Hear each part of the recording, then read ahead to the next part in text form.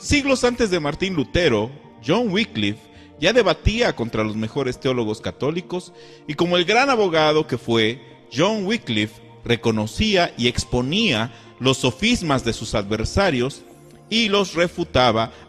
Lutero no fue el primero que protestó contra la Iglesia, ni el primero que tradujo la Biblia, sino que fue Wycliffe que la tradujo al inglés.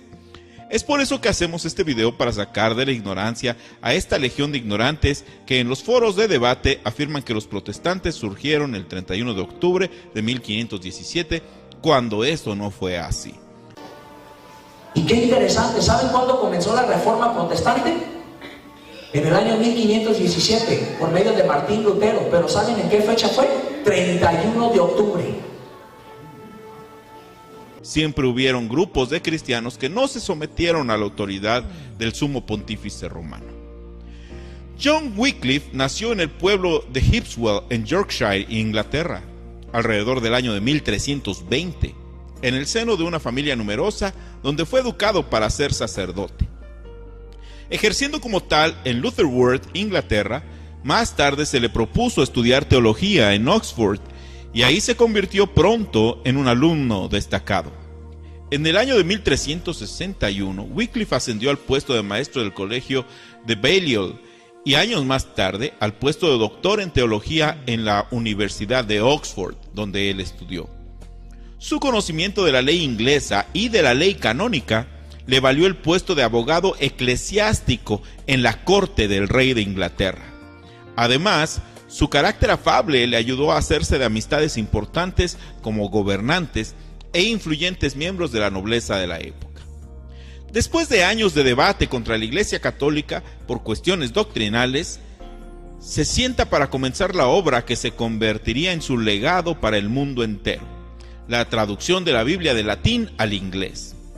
En una obra sobre la verdad y el significado de las Escrituras, dio a conocer su intención de traducir la Biblia para que todo hombre en Inglaterra pudiera leer la Biblia en su propio lenguaje y conocer por sí mismo las obras maravillosas de Dios.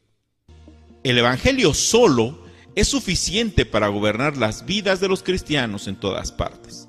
Cualquier otra regla adicional hecha para gobernar la conducta humana no añade nada a la perfección ya encontrada en el Evangelio de Jesucristo. Esta es una frase de John Wycliffe. Como profesor de teología en Oxford, predicaba la palabra de Dios en las aulas de la universidad. Presentó la verdad a los estudiantes con tanta fidelidad que mereció el título de doctor evangélico. En 1378, John Wycliffe, en su obra sobre la verdad de las Sagradas Escrituras, defendía la autoridad de la Biblia por encima de la autoridad de la Iglesia. Por ello, la importancia primordial de que se enseñara de forma generalizada la Escritura antes que los escritos de los santos maestros. En 1382, llevaron a Wycliffe ante un tribunal eclesiástico que le condenó por hereje y determinó su expulsión de la Iglesia y alejamiento de Oxford. John Wycliffe les contestó: vosotros decís que es herejía traducir la Sagrada Escritura al inglés y me llamáis hereje porque he traducido la Biblia a la lengua materna del pueblo. ¿Sabéis a quién estáis blasfemando? ¿No dio al principio el Espíritu Santo la palabra de Dios en la lengua materna a las naciones a las que la envió? ¿Por qué habláis contra el Espíritu Santo? Vosotros decís que la Iglesia de Dios está en peligro con este libro. ¿Cómo puede ser eso así? ¿No es en la Biblia donde aprendemos que Dios ha establecido una sociedad en la tierra que se llama Iglesia?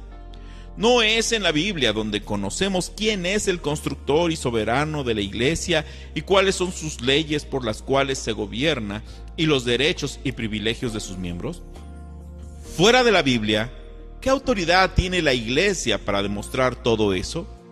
Sois vosotros quienes ponéis la Iglesia en peligro al esconder la garantía divina, la misiva real de su Rey, que le da la autoridad que tiene y la fe que disfruta. La Biblia que tradujo Wycliffe fue publicada en 1388, siglos antes que Lutero, repartiéndose por todos sus discípulos a todo el país. Las ideas de este general de Dios quitaron autoridad a Roma, y aunque fueron rechazadas por la Iglesia y la mayoría de la corte inglesa, fueron apoyadas por una multitud de predicadores laicos, iniciando con esto toda una nueva línea de enseñanza teológica fuera del control del Papa, trazando así el comienzo al camino de una sana doctrina. Pero de pronto tuvo que suspender su trabajo, aunque no tenía aún 60 años de edad. Sus ocupaciones continuas, el estudio y los ataques de sus enemigos le habían debilitado y envejecido prematuramente. Le sobrevino una peligrosa enfermedad cuyas nuevas, al llegar a oídos de los frailes, los llenaron de alegría. Pensaron que en tal trance lamentaría Wycliffe amargamente el mal que había causado a la iglesia. En consecuencia, se apresuraron a ir a su vivienda para oír su confesión. Dándole ya por agonizante, se reunieron en derredor de él los representantes de las 4 órdenes religiosas, acompañados por 4 dignatarios civiles, y le dijeron: «Tienes el sello de la muerte en tus labios, Wycliffe. Conmuévete por la memoria de tus fallas y retráctate delante de nosotros de todo cuanto has dicho para perjudicarnos». El reformador escuchó en silencio. Luego ordenó a su criado que le ayudara a incorporarse en su cama, y mirándolos con fijeza, mientras permanecían puestos en pie, esperando oír su retracción, les habló con aquella voz firme y robusta que tantas veces les había hecho temblar, y les dijo: «No voy a morir, sino que viviré para volver a denunciar las maquinaciones de los frailes». Sorprendidos y corridos, los monjes se apresuraron a salir del aposento. Las palabras de Wycliffe se cumplieron. Vivió lo bastante para poder dejar en manos de sus connacionales el arma más poderosa contra Roma, la Biblia. El agente enviado del cielo para libertar, alumbrar y evangelizar al pueblo. Nuevamente los caudillos papales quisieron imponer silencio al reformador. Le citaron ante 3 tribunales sucesivos para juzgarlo, pero sin resultado alguno. Primero, un sínodo de obispos declaró que sus escritos eran heréticos, y logrando atraer sus miradas al joven rey Ricardo II, obtuvo un decreto real que condenaba a prisión a todos los que sostuviesen las doctrinas condenadas, de la misma manera que en Babilonia le hicieron a Daniel. Wycliffe apeló de esta sentencia del sínodo al parlamento. Sin temor alguno, demandó al clero ante el Concilio Nacional y exigió que se reformaran los enormes abusos sancionados por la Iglesia. Con notable don de persuasión, describió las usurpaciones y las corrupciones de la sede papal, y sus enemigos quedaron confundidos. Los amigos y partidarios de John Wycliffe se habían visto obligados a ceder, y se esperaba confiadamente que el mismo reformador, al llegar a la vejez y verse solo y sin amigos, se inclinaría ante la autoridad combinada de la corona y de la mitra. Mas en vez de esto, los papistas se vieron derrotados. Entusiasmado por las elocuentes interpretaciones de John Wycliffe, el parlamento revocó el edicto de persecución y el reformador se vio nuevamente libre. Por tercera vez, citaron a John Wycliffe para formarle juicio, y esta vez ante el más alto tribunal eclesiástico del reino.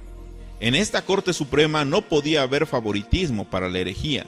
En ella debía asegurarse el triunfo para Roma y ponerse fin a la obra del reformador. Así pensaban los papistas. Si lograban su intento, John Wycliffe se vería obligado a abjurar sus doctrinas, o de lo contrario no saldría del tribunal más que para ser quemado. Pero Wycliffe no se retractó, ni quiso disimular nada. Sostuvo intrépido sus enseñanzas y rechazó los cargos de sus perseguidores. Olvidándose de sí mismo, de su posición y de la ocasión, emplazó a sus oyentes ante el tribunal divino y pesó los sofismas y las imposturas de sus enemigos en la balanza de la verdad eterna. El poder del Espíritu Santo se dejó sentir en la sala del concilio. Los circunstantes notaron la influencia de Dios y parecía que no tuvieran fuerzas suficientes para abandonar el lugar. Las palabras del reformador eran como flechas de la aljaba de Dios, que penetraban y herían sus corazones. El cargo de herejía que pesaba sobre él, Wycliffe lo lanzó contra ellos con poder irresistible. Los interpeló por el atrevimiento con que extendían sus errores y los denunció como traficantes que por amor al lucro comerciaban con la gracia de Dios. ¿Contra quién pensáis que estáis contendiendo?, dijo al concluir. ¿Con un anciano que está ya al borde del sepulcro? No, contra la verdad que es más fuerte que vosotros y que os vencerá. Y diciendo esto, se retiró de la asamblea sin que ninguno de los adversarios intentara detenerlo. Tras su muerte, sus enseñanzas se extendieron con rapidez. Sus obras influyeron de manera inequívoca en el reformador checo Jan Hus y en los anabaptistas, así como en la sublevación que él promovió contra la iglesia. Martín Lutero reconoció asimismo la influencia que Wycliffe ejerció en sus ideas. El pensamiento de John Wycliffe representó una ruptura total con la iglesia en la medida en que él afirmaba que existía una relación directa entre los hombres y Dios sin la intromisión de la iglesia de Roma. La memoria de John Wycliffe es celebrada como precursor de la Reforma por la Iglesia Anglicana el 31 de diciembre, por la Iglesia Anglicana de Canadá el 30 de diciembre y por los episcopalianos de los Estados Unidos el 30 de octubre. Sin duda, este tema es interesante y nos invita a estudiar el libro de los Generales de Dios, que pueden encontrar ustedes en la página de Respuestas Evangélicas en Facebook. Los Generales de Dios. Como vemos, es una verdadera mentira surgida por la ignorancia el decir que la protesta surgió el 31 de octubre con Martín Lutero. Esto solamente lo podemos dejar para aquellos ignorantes como Rafael Díaz y todos sus seguidores, todo ese séquito de ignorantes que simplemente repiten como loros las enseñanzas de Rafael Díaz. Y qué interesante, ¿saben cuándo comenzó la Reforma Protestante? En el año 1517, por medio de Martín Lutero. Pero ¿saben en qué fecha fue? 31 de octubre.